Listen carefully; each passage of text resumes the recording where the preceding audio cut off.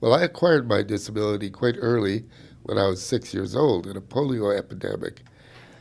I shortly realized from listening to the way people talked that it was expected that I wouldn't be able to work and earn my living or have a family and all that sort of thing.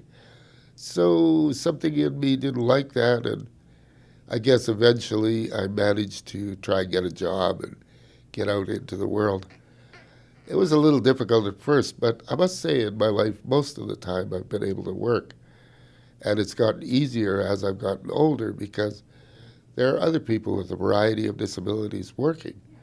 And so I'm not the only one.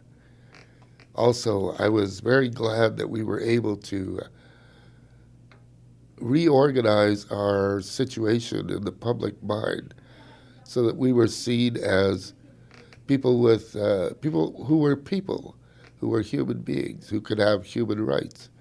So we would be able to have access to transport systems, access to employment, access to school. When I started going to school, I was the only one with a visible disability. When I got to university, there was one more. 40 years later, I was asked to do a lecture or to teach a course at a university. And I was able to do that because it was acceptable to everyone there and it was an accessible environment. When I was in high school, I thought I might want to be a teacher. I tried to get into an education faculty. I was told that the place was not accessible and that in any case I couldn't be a teacher because I didn't have the physicality to intimidate students. Well, I finally got the chance to do that.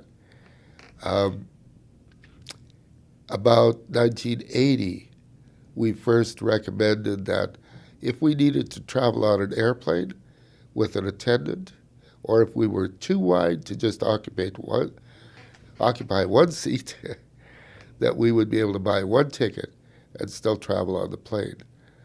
Now, it took about 30 years, but that court decision, one person, one fare, has now granted us that kind of equity. And we're very happy for that. We also had the Via Rail decision. Well, the Supreme Court, when they considered our complaint about rail cars being bought that weren't accessible to wheelchair users, they issued a decision that reaffirmed our right to access to public transport, federally regulated public transport. Now, that doesn't mean all the cars have changed and we're riding on the rails easily, but it's underway, and we hope that decision will give us that right to public transport. So we're very encouraged by that. I'm personally encouraged, and I think we've come quite a long way in that regard.